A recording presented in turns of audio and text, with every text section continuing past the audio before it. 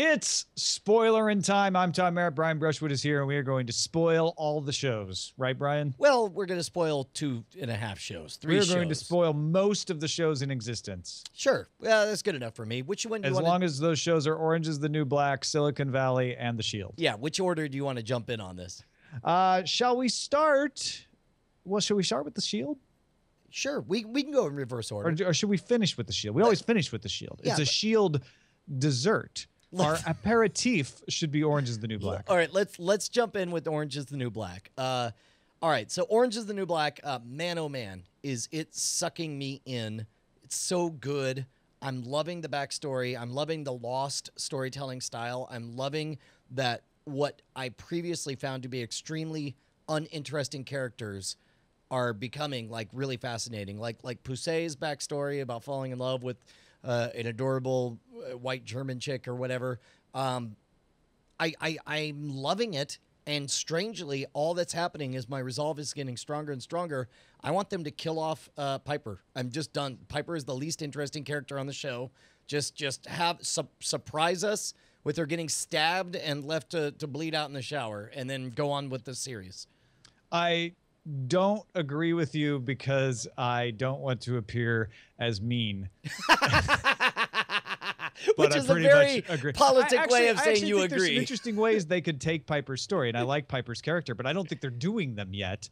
And I think that's on purpose. I think they were really enticed with the ability to talk about these other stories and make these other stories more compelling. And I do feel it's less about like, oh, what's the poor white girl going to do in prison this season, which is great. And you're right. Piper's story is almost irrelevant right now. Well, and understand the first season, I think that she served a very important role in that she was our avatar. She was our ambassador as middle-class white folks. She was the last airbender. Who will never, exactly, who likely will never set foot in a prison. She was the closest way for us to experience the horror of how gross this is or whatever. But now we're over that, and now we're meeting all these other characters, and I feel like it's time to just let that go. It doesn't give me anything, you know? Yeah, and I want to make sure that I'm looking at that. Did we get Suzanne's backstory in the episodes you watched? Suzanne is which character again? She Crazy Eyes. Oh, yes. No, I loved it. The surprise of her being, raised in suburbia by white liberal guilt parents, adoptives, and the weird jealousy that comes with them. Oh, I think we talked about this last week, didn't we? A little bit. Yeah. It's kind of hard to keep. That's the problem with binge watching, is it's kind of hard to keep these going. But keep these straight. I actually love the backstories. In fact, the backstories are fast becoming my favorite parts of the show. Agreed. Totally agreed. So what we got? Real quick, the cook's backstory this week. Yes, and I'll tell you what. I also talked to Justin Robert Young around this, and he had an interesting take in that he is not thrilled with V coming in and being the big bad. Is what he said to me, and I didn't even perceive it that way. Like I like Red, I like V, I like both of them. They're both assholes who are playing chess for territory, and to me, it's a sporting match. It's not a good guy versus bad guy thing. Whereas I thought it was interesting that Justin really read it as a morality, like oh well, she's the new big bad guy, and it's like I didn't see that at all.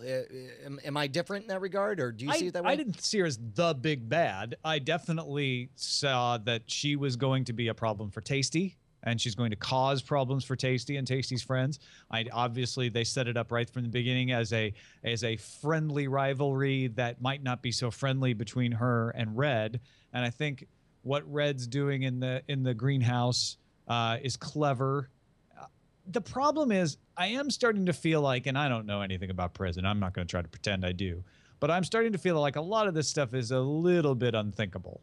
Like, could you really have a greenhouse where people can tunnel underneath and bring food in, and wouldn't you just try to escape? then? Like, I just don't understand. Maybe Well, it's minimum security, I guess. I mean, but also keep in mind that what's the profit motive in trying to escape? If you escape, then all of a sudden, Right, and it's it's not not like like you're in a maximum security, like, I will die if I stay here, so I should escape. It's minimum security. Right. Well, and plus also let's say all things being equal, you did have a tunnel to the outside world. You could escape, in which case you would have to, stay on the lam for the rest of your life in a high security NSA controlled world where your very fingerprints could betray you, or you could use that tunnel to bring in a bunch of contraband that'll make you the most valuable person in this video game. That's Yeah, tell and you what, man. get your sentence taken care of.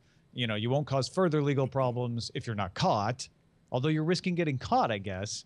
But you could make your stay more comfortable. Sure. Well, to be honest, like we were talking about the idea of the Telltale Games doing the Game of Thrones game, I would love to see an Orange is the New Black game. Like this whole like jockeying for position to, how big of a risk do you take to import some certain contraband when it goes outside of your own moral dilemmas? Like, for example, when Red. I would love to play the game just as Red. I would love to play the game as her in the first season. I do feel like some of the prison story is a little cartoonish, though, at this point. Don't you? Like, there's almost too many coincidences. Like, I could see maybe a couple of these things happening, but really this much? Yeah, I mean, that's fine. That's Okay. why we watch TV. Well, I that's feel why like I was saying I like the backstories better, because I feel like the backstories are much more compelling, especially because you see these people as somewhat hard in the prison. And then when you see Gloria's backstory, you realize, oh, well, really, she was just doing fraud. She wasn't some hardcore criminal. Remember, this is minimum security. And a mild fraud to boot. Yeah. And here she is playing like, she's rough and tough. And so we're getting these aspects of people like, you know what? These folks have much harder lives than Piper, but they actually didn't do crimes that were that much worse than Piper's. They're all on the same level. Yeah. No, I continue to be engaged, and out of everything I'm watching right now, it's probably the show that I want most to dive back in and binge the rest out of, which is surprising to me, which means we should move on to Silicon Valley because... Oh, I wanted to talk about Pusey's story, though, the Germany story. Oh, sure. I thought that was really interesting because, again, it showed her as, other than having the controversy of being a lesbian, it showed her as a pretty together person. Well, especially because you got, and maybe it's just, it makes me want to go back and rewatch episodes to wonder how much I was seeing just through the filter of, well, this is prison and these are all crazy women. Yeah. I wonder how unfairly I misjudge everybody to begin with. Yeah, I feel the same way. Like, oh, wait a minute. You're right. I'm thinking of them as like hard from the streets, but they wouldn't be in this prison necessarily if that were the case. Yeah. And I do think it's an interesting aspect, just before we move off of it, about the graft and corruption of the prison system. I'm curious where they go with that. Well, and I'll tell you what else is I love the fact that there's this kind of reverse effect where they take what I have up until now, whoever the sub-warden is, the guy with the mustache, not porn stash, but Caputo. Caputo. He has been nothing but an unlikable bureaucratic tyrant the entire show long. And all of a sudden, they made me re-meet him at a bar, and I really liked him. I liked his crappy band. I liked hanging out and having a beer with him, and I loved that they made that possible. And I liked him, trying to reach out to that female guard and hit on her, but realize that she's not interested, that she's into someone else instead. I mean, I love the fact that one of the recurring themes of this is constantly humanizing characters that we find subhuman. Yeah, which I think is probably, I don't want to speak too much about Piper Kerman, who the story is based on. She is an executive producer on the show, and I feel like that's probably one of the points she had in telling the story was, we dehumanize people in this prison system, and they do have very human and understandable stories. Yeah. Side Boob is the band, by the way. Yes, we are Side Boob. I'm Caputo. All right, Silicon Valley. We got some funding issues. Yeah, so I watched 2 episodes of Silicon Valley today, and I'm sorry, I meant to watch 3, but for some reason I thought I got all finished once I got to episode 3. 2 things. First of all, I like the fact that it skips around and that the show challenges me to catch up. The fact that at the end of episode 1, they figured out a technology. Boom, episode 2, it's up to me to figure out that in the gap, he turned down funding and didn't sell out or whatever, and that this is where they're at right now. Enjoying all of the interactions. I am madly distracted by the fact that the eccentric billionaire Peter whoever is dead. Like, it's all I can think of every time I look at him. I'm just like that dude died just after production, and it causes me to not invest myself in the story as much as I should. I should find him more endearing. I should love his character more, because by all, in a right and just world, this would have been a breakout role that made him famous, and instead the guy's dead, and that's all I could think about. For the record, I have the same problem with any time I see a dog in a movie more than 10 years old. Every time a movie is more than 10 years old, I see any animal on there, and I'm like, yeah, that dog's dead now. And I don't know why. With Jimmy Stewart movies.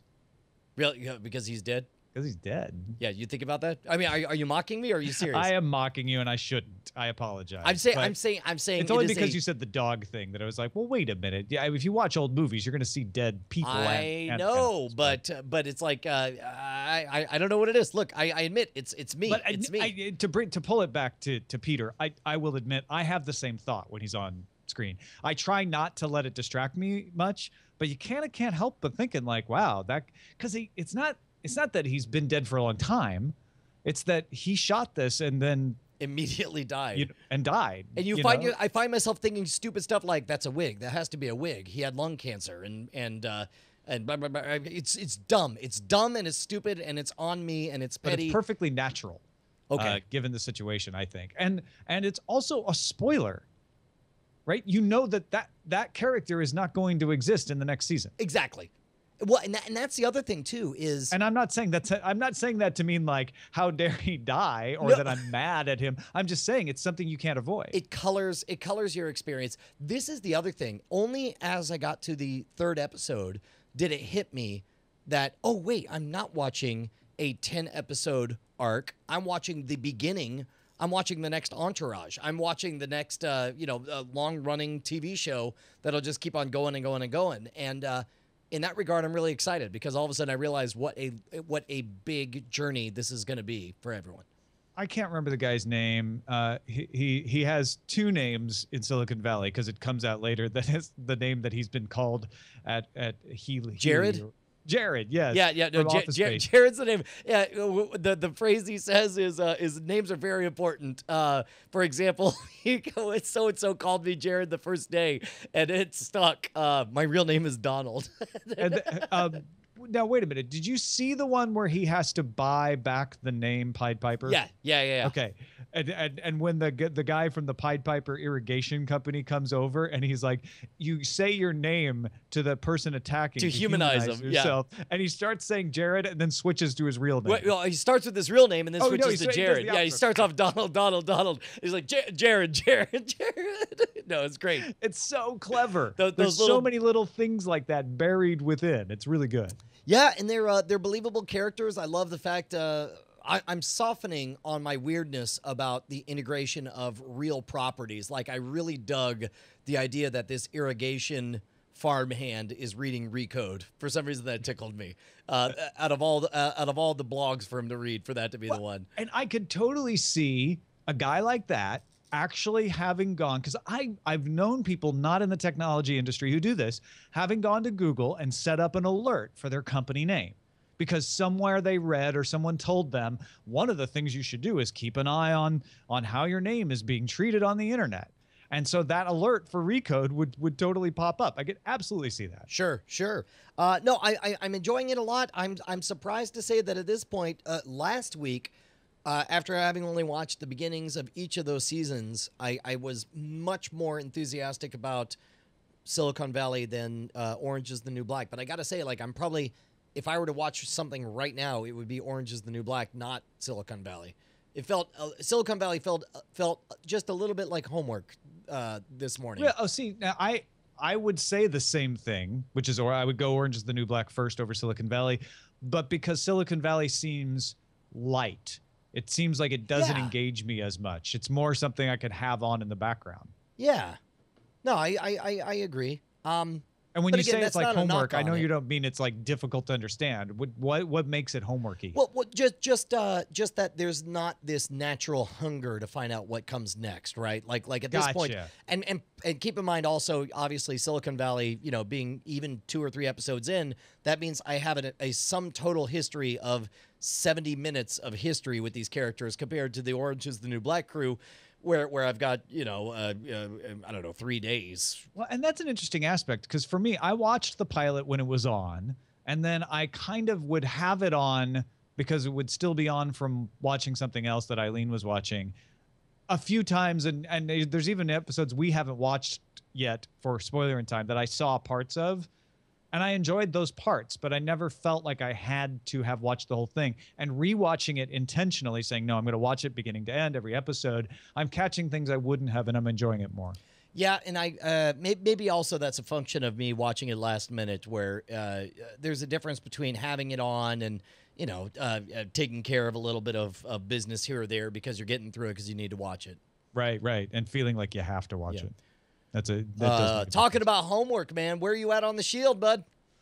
I watched episode 206, and I'm trying to find the episode. The show notes for it. Yeah, I'm trying to All find right, the hold on, let me description see. of it to Let's jog my see. memory The so that I remember where we are. Shield. Body of a young hooker is found in the district. Wagenbach and Wims get the full resources of the barn for 24 hours and help of the FBI to search for Wagenbach's serial killer. Meanwhile, the strike team busts an underage prostitution ring, and Captain Aceveda continues to investigate Mackie. Apparently, none of that really made a big impression on you. Was this just like another episode to plow through? The body of a young hooker is found in the district. Wagenbach and Wims get the full resources. Okay, this is the story where we see Mackie face a killer, and he shoots his friend in front of him because the guy killing the prostitute is a fire. This is a really bad description. I really thought that through line was amazing. You've got the fireman who is suspected of being the killer, and you have the policeman from the other district who is protecting him. Okay. And so was it a surprise for you the way he handled it, or I thought the scene where the policeman wouldn't help, and he's very carefully walking the line, letting them know he does have the information without legally implicating himself, was so expertly written. Like, I kept wanting to go like, well, wait a minute, he just gave it away. And then I would think back about what he said, and I'd be like, no, actually he didn't. It's all in his attitude and his tone, which is why they know he knows. right? But he hasn't said anything. And that makes them justifiably even angrier at him because they're like, God, you're just being so careful.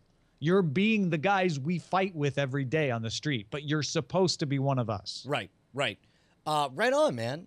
So let me ask real quick about Separate. Is there a chance that you can afford to get into The Leftovers? Because I was really surprised at how sucked into it I got. Oh yeah, absolutely. No, if I had thought about it last night, I probably would have watched it. I just spaced on the fact that it was premiering because I've been wanting to watch it. And then this morning I didn't have time. So yeah, let's do it for next week. I'll watch 2 episodes. Does that work for you? Yeah, sure. Well, yeah, that'll get you caught up. Okay. I didn't know if you wanted to watch more. Well, no, because we're new, so you can't watch more than 2 Yeah, episodes. exactly. Yeah. We're catch back up in for next week. HBO time, week to week. We'll do that. Well, good. I'd like Although I know this bothers some people, and I want to address it. They're like, it's cord killers, and you're watching HBO shows, and it's the one thing that's on the line. Like, yeah, you can watch them on HBO Go, but you have to borrow somebody's password and stuff. It's not in the true spirit of cord killers, where you don't have to even skate a line to watch something. That's why we're watching Orange is the New Black. That's why I'm watching The Shield, and so when there's things that people get excited about, I hope people don't mind too much if we engage in that. Brian is in fact a cord cutter. He's watching this stuff without having a cable subscription. Well, and this is the other thing too. Like Legend of Korra was a Nickelodeon show, and traditionally Nick has always posted those episodes the very next day on Nick.com. And I went there this time and it wasn't there, so I had to go to a a gray area site, which almost certainly is unlicensed, but also, you know, didn't involve me BitTorrenting. It didn't involve me doing anything that on the surface was clearly piracy. Just, you know, typing into Google, this is what I'm looking for, and taking me to a what might be a spyware-ridden site. Hopefully not. Hopefully not. But I don't know. There's realities, and it complicates things. That the HBO Go situation, you have executives from HBO Go clearly directly encouraging people to borrow their friends' accounts, and it's like, I mean, you can't not acknowledge that. You know, I don't think they directly encouraged you to do it. Well, okay, putting it too boldly, but they certainly implied that they didn't mind. Correct. Yes. And also, you know, at the end of the day, we're not a show about necessarily killing cords, our name notwithstanding. We're a show about watching what you want, when you want, on whatever damn device you want. And truthfully, if we wanted to get there, we would include all kinds of piracy talk or whatever. But we have made that personal ethical distinction that we're not interested in doing that. And so sometimes we're going to get close to the line on stuff like this. Correct. And that's why I like to have an open dialogue with the audience about it. Yeah. Well, if you guys have feedback on that, if you guys want to chime in, feel free to write us at cordkillers@gmail.com, because we're interested in hitting the same ethical tone as you guys wanted to. But we're not ideologues, okay? We're not. I think that's where some people run afoul. They're like, no, you must be pure in your cordness. Right. But I'll tell you what I'm pure to is my desire to watch whatever the hell I want to right now. That's our ideal. I'm pure to that ethos, Tom. Me too, Brian. Hey, man, thanks for everyone to hang out. We're going to become neighbors, and it'll be a wacky buddy comedy that we'll do all summer long. Brian's going to be jogging past every morning, and I'll have whiskey for him. That's good. That's right. In a squeeze bottle. So, yeah, it's going to be good times. Looking forward to it, man. All right, thanks to all you guys, man. We'll see you guys next week. Bye.